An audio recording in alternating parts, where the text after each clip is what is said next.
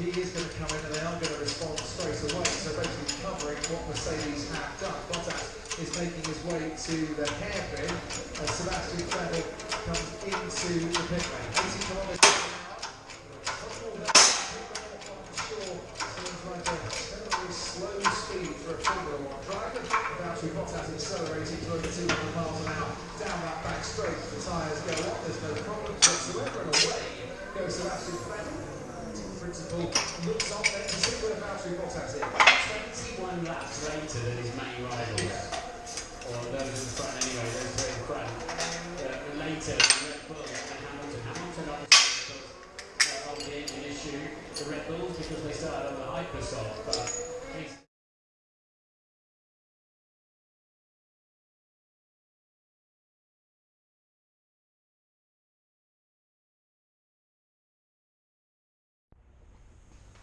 all right, I got the tread plates done for the sides here. These are real simple to make. I just took a measurement and I wanted them to be recessed just a little bit so they weren't level with the peak of the tubes. They were inset just a little bit. I think that usually looks a little bit better. So I took a measurement and then I just cut these to length on the shear. Made them in two pieces since the shear isn't able to cut this wide, and the sheet of metal I got was only 48 inches where these ended up being about 60. So just a little weld seam in the middle there, no big deal. And then I used the bend protractor, found this angle which ended up being 51 degrees, transferred that to the edge here, used a random dimple die top to complete this radius for that nice little look there. I didn't want it to come up into the corner. I think it'd look a little better having a little radius right in here. And so these guys are done, ready to be welded. But before that, I need to clean up where we're gonna weld it in. We're gonna TIG weld it, so we're gonna get everything nice and clean. And I'm not gonna weld these in yet anyways because I wanna get them on the jack stands over there, get them squared up, level, parallel with the pinch weld, everything, and then start making the frame, the stubs that will come off the frame and weld to these. I think it'll be a little easier without the plate installed just to get access to it and see what I'm doing just for tack welds and everything else. Next up is going to be making plates for the frame. I was originally just going to weld plates to the frame, make the little stubs coming off to connect to here, and just tack weld on the frame side and finish weld on the side step side, and then mask off the last ½ inch so that I can spray paint them off the car. I'm going to try to make them removable now, so I'm going to make a base plate that welds to the frame with four nuts welded to the back side, because I think my nut search just won't be strong enough, although I might explore that idea. I do have some M8 and M10 nut certs that I can pinch on there. Those might be strong enough, especially since I'm doing 3 plates per side. Otherwise, I just have some nuts that I can weld to the back side. So I'll make those plates with the plate that will bolt to it. I'll make those both at the same time, drill all 4 holes through, and then transfer those to the frame. I'll have to drill the holes in the frame big enough for the nut to recess, clean up the frame, weld those in, then I can bolt the faceplate back on and then make the little stubs that'll come off and connect to the side step. So that's the next part of the process. We're going to get that underway. The last part of the process is actually going to be to weld on the tread plates here. So I'm going to get jamming on some base plates and I'll get back to you. Alright, I got the plates made.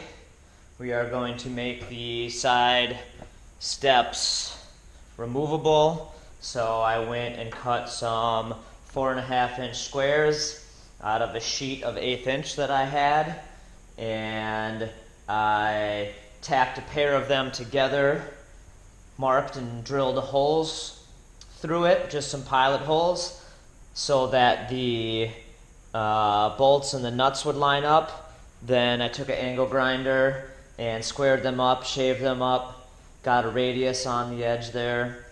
Then I bolted them back together, and I used the TIG welder to weld the nuts to the plate.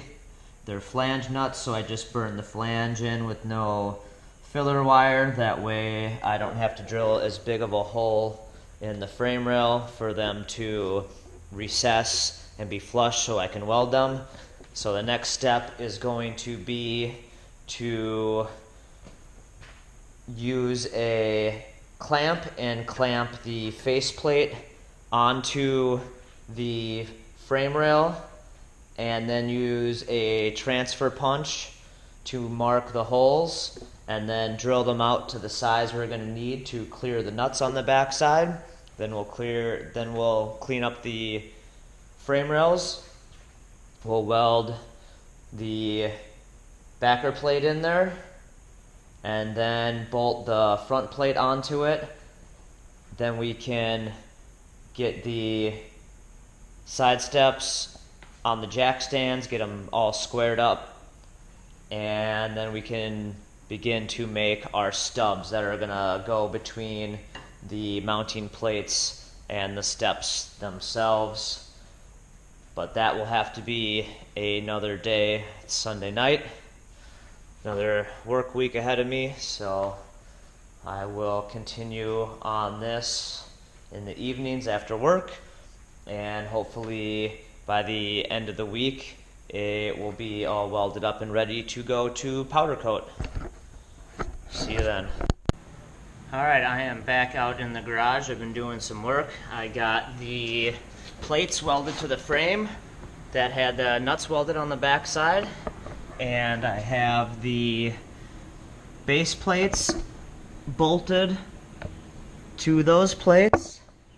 I have the step assembly on some jack stands, and I have it shimmed and squared up. It is parallel with the pinch weld on the rocker, and it is parallel with the bottoms of the door, and there's just enough clearance to open the door, which is kind of the look I like. And so now I have a, where to go? Somewhere. And I have this tube cut with the angle that we need, and I notched it, and I'm going to get this thing centered up on the plate, get it fit as nice as I can, and I'm going to tack it to the frame rail base plate here, and then to the bottom part of the side step, and that is just going to kind of pin it to the frame rail so that I can fine tune the other two tubes that I'm going to make, and that will allow me to kind of rotate this up and down and in and out, pivoting off of here if it needs some final adjustments. And once I have all three tubes tacked in place, then I will finish weld them on the car. I'll let them cool down, and then I'm going to take an oxyacetylene torch, and I'm going to heat up all the welds at the base tube here so that they relax, so that when I unbolt the base plates, they don't shift at all. I'm going to be sending this out to get it powder coated, and that's why I chose not to just weld it straight to the frame rail. So I am going to tack this guy in place, and then we can move on to the next tube.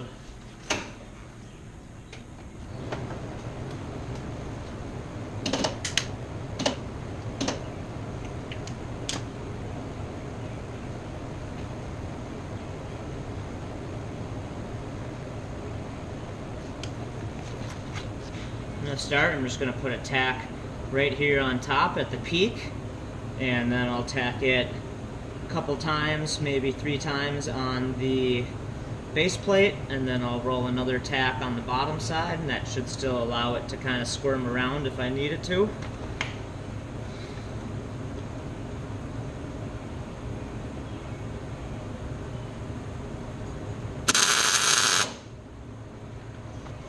We got the machine set up a little hot just so the tack's really roast in nicely.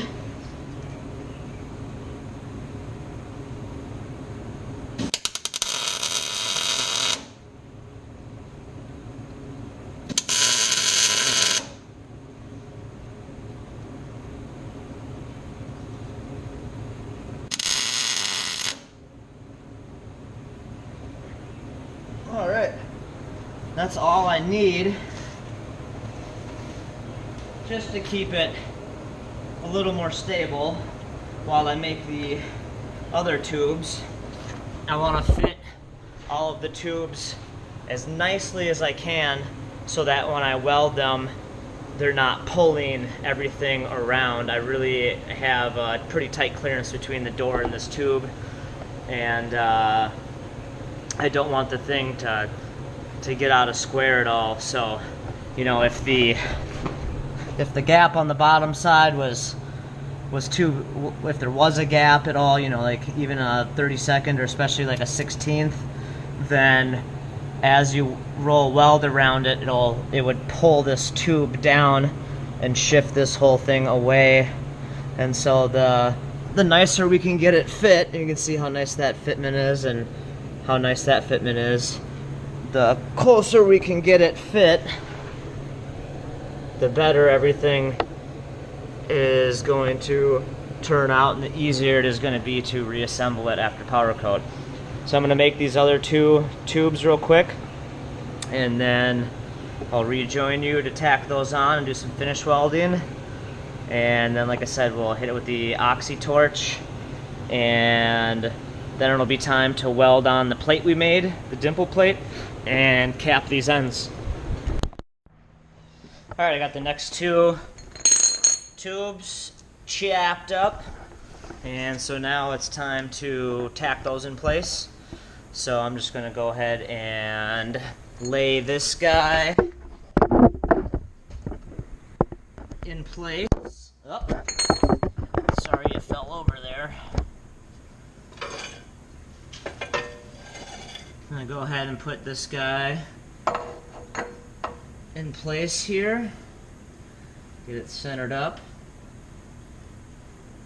on the base plate. It looks like it's laying really nice. There's a little bit of a gapper on the bottom there, not huge. I think we're going to be fine with it.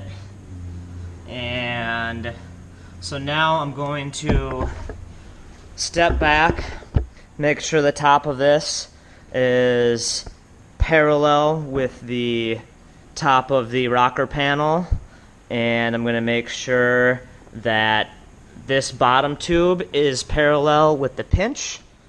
And once I verify that, then I will tack in the tube. Looks like this side could go in just a titch. I'll give it another check here. Just using my eyeballs. The eyes don't lie. Little bit too much, so I'll just bring it back.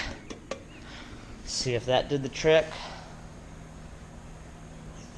Just a tiny bit more. See how we're looking now. Alright, that's looking parallel right here. Now we need to see about that parallel. And looks pretty damn good. I want to see how the door opens. Nice and even. It is parallel with the bottom of the door. Of course, these doors aren't exactly hung perfectly, but let's see how this guy opens. Don't want to run into any problems.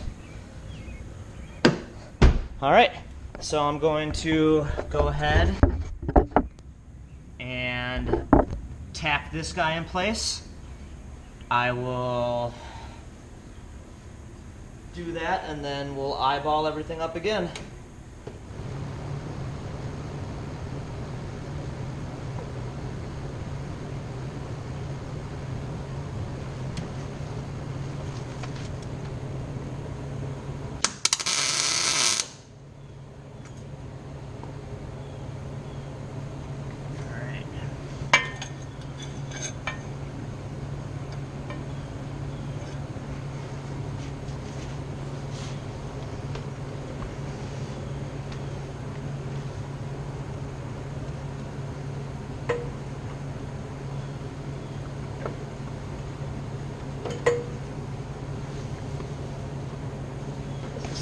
Get the right angle here.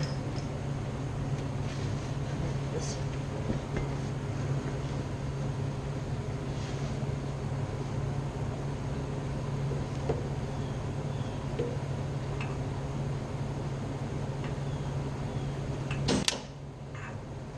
Oopsies.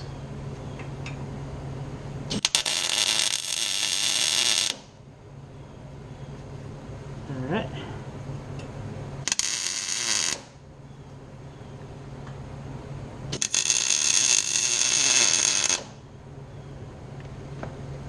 Alright, now it is time to do the same over here. Get this tube in, get it centered on the plate, give it a quick wiggle, make sure it's set where it wants. I'm going to give another eyeball.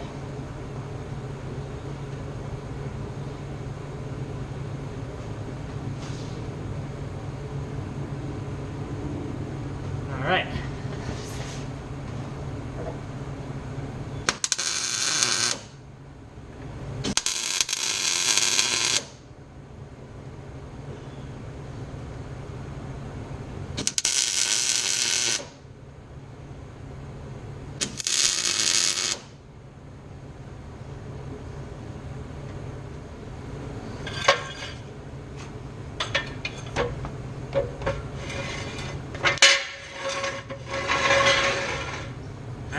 It is time to start welding.